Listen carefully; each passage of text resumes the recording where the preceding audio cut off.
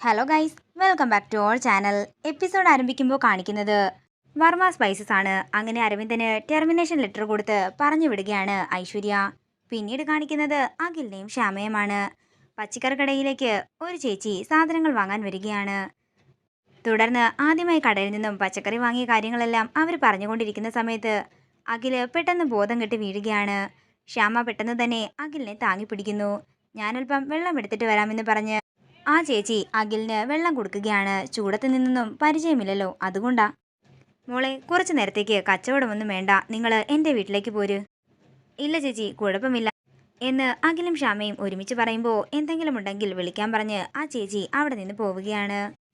തുടർന്ന് ശ്യാമ പറയുകയാണ്, സാറ് അന്ന് അമ്മ പറഞ്ഞതുപോലെ എന്നെ കൈയൊഴിഞ്ഞിരുന്നെങ്കിൽ സാറിന് ഇങ്ങനെ കഷ്ടപ്പെടേണ്ട ആവശ്യം വരില്ലായിരുന്നു. എങ്കിൽ ശരി, ഞാൻ പോവുകയാണെന്ന് അഖില് ദേഷ്യത്തോടെ പറയുമ്പോൾ അഖിലിനെ പിടിച്ച് നിർത്തുകയാണ് ശ്യാമ.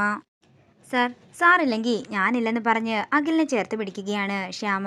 അതേസമയം ഒരാൾ സാധനങ്ങൾ വാങ്ങാൻ വരുമ്പോൾ സാർ ഇവിടെ ഇരിക്കുന്നു പറഞ്ഞ് ശ്യാമ അയാൾക്ക് സാധനങ്ങൾ എടുത്ത് കൊടുക്കുകയാണ്. പിന്നീട് കാണിക്കുന്നത് അരുൺ അശ്വതിയെ തേടി ക്ഷേത്രത്തിലേക്ക് ചെല്ലുന്നതാണ്.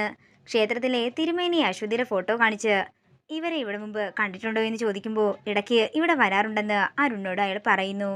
ഈ കുട്ടിയുടെ വീട് എവിടെയാണെന്ന് അറിയാമോ എന്ന് അരുൺ ചോദിക്കുമ്പോൾ ഇവിടെ വരുന്നവരുടെ വീടൊന്നും ഞാൻ തിരക്കാറില്ലെന്ന് തിരുമേനി പറയുകയാണ്. തുടർന്ന് തിരുമേനിയുടെ ക്ഷമ ചോദിച്ച് അരുൺ അവിടെ നിന്ന് ഇറങ്ങുമ്പോൾ അരുണിനെ കാത്ത് പുറത്തു നിൽക്കുന്ന ആദിയെയാണ് അരുൺ കാണുന്നത്.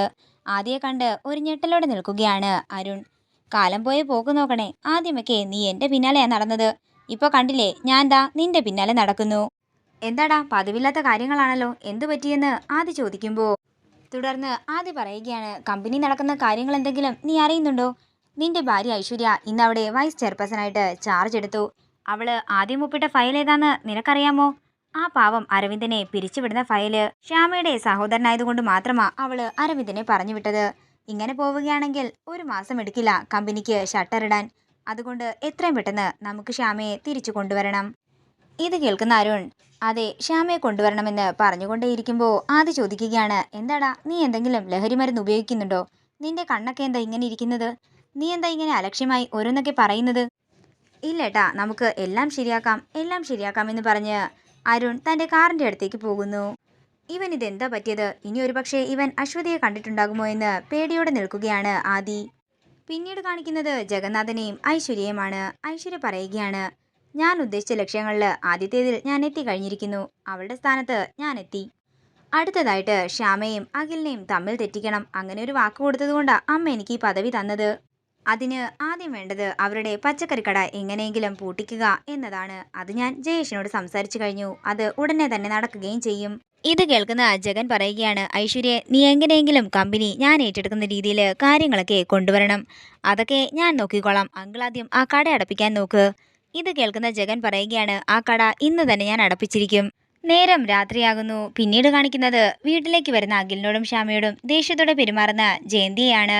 എന്താ അമ്മേ പ്രശ്നമെന്ന് ശ്യാമ ചോദിക്കുമ്പോൾ ദേവകിയും വാസുദേവനും കൂടി പറയുകയാണ്, അത് പിന്നെ മോളെ, ഇന്ന് ഐശ്വര്യ അവിടെ ചാർജ് എടുത്തിരുന്നു. ഐശ്വര്യ ആദ്യം ഒപ്പുവെച്ച ഫയല് അരവിന്ദനെ പിരിച്ചുവിടുന്നതായിരുന്നു.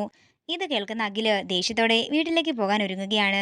ഇന്ന് തന്നെ അരവിന്ദേട്ടനെ ഞാൻ ജോലിയിൽ തിരിച്ചു കയറ്റിയിരിക്കുമെന്ന് അഖില് പറയുമ്പോൾ ആ കാര്യം എനിക്ക് വിട്ടേക്കാൻ ശ്യാമ പറയുന്നു. പിന്നീട് കാണിക്കുന്നത് ആനന്ദ നിലയമാണ്. അഖിലിനെ പച്ചക്കറി കടയിൽ കണ്ട കാര്യമൊക്കെ ഓർത്ത് വിഷമിച്ചിരിക്കുകയാണ് വസുന്ധര. അതേസമയം ആദി വസുന്ധരയുടെ അടുത്തേക്ക് ചെല്ലുന്നു. അമ്മേ, എനിക്കൊരു സംശയം, അരുൺ അശ്വതിയെ കണ്ടോ എന്ന്. തുടർന്ന് അരുണിനെ ക്ഷേത്രത്തിൽ വെച്ച് കണ്ട കാര്യങ്ങളെല്ലാം ആദി പറയുമ്പോൾ ടെൻഷനോടെ നിൽക്കുകയാണ് വസുന്ധര. അമ്മേ, നമുക്ക് അരുണിനെ അച്ഛനോട് പറഞ്ഞ് മുംബൈയിലേക്ക് കുറച്ച് ദിവസം മാറ്റി നിർത്താമെന്ന് ആദി പറയുമ്പോൾ അത് കേട്ടുകൊണ്ട് അങ്ങോട്ടേക്ക് ഐശ്വര്യ വരികയാണ്. എന്തിനാ ആദ്യമായിട്ട് അരുണിനെ മുംബൈയിലേക്ക് മാറ്റുന്നത് എന്ന് ഐശ്വര്യ ചോദിക്കുമ്പോൾ അത് അരുണിനെ മാറ്റുന്ന കാര്യമല്ല, വേറെ ഒരു സ്റ്റാഫിൻ്റെ കാര്യമാണെന്ന് ആദി പറയുമ്പോൾ അതൊക്കെ ചർച്ച ചെയ്യേണ്ടത് എന്നോടല്ലേ എന്ന് ഐശ്വര്യ ചോദിക്കുന്നു. തുടർന്ന് ഒന്നുമില്ലെന്ന് പറഞ്ഞ് ആദി അവിടെ നിന്ന് പോകുമ്പോൾ വസുന്ധര പറയുകയാണ്, മോൾ എനിക്കൊരു വാക്ക് തന്നിരുന്നു, ഓർമ്മയുണ്ടോ? അതൊക്കെ ഓർമ്മയുണ്ടമ്മേ, അമ്മയ്ക്ക് തന്ന വാക്ക് ഞാൻ പാലിച്ചിരിക്കും. പിന്നീട് കാണിക്കുന്നത് ജയേഷിനെയാണ്. ജയേഷ് രണ്ട് ഗുണ്ടകളെയും കൊണ്ടുവന്ന് അഖിലിൻ്റെ കടയുടെ മുന്നിൽ നിൽക്കുകയാണ്. ഈ ഷീറ്റ് അങ്ങ് മാറ്റിയിട്ട് ഈ അഴുകിയ പച്ചക്കറികളെല്ലാം അതിൻ്റെ അകത്ത് വെച്ചേക്കണമെന്ന് ജയേഷ് പറയുമ്പോൾ അവർ അതുപോലെ ചെയ്യുകയാണ്. ഇതോടുകൂടി ഇന്നത്തെ എപ്പിസോഡ് ഇവിടെ തീരുകയാണ്. വീഡിയോ ഇഷ്ടമായെങ്കിൽ മറക്കാതെ ലൈക്ക് ചെയ്യുക, ഷെയർ ചെയ്യുക, കമൻറ്റ് ചെയ്യുക.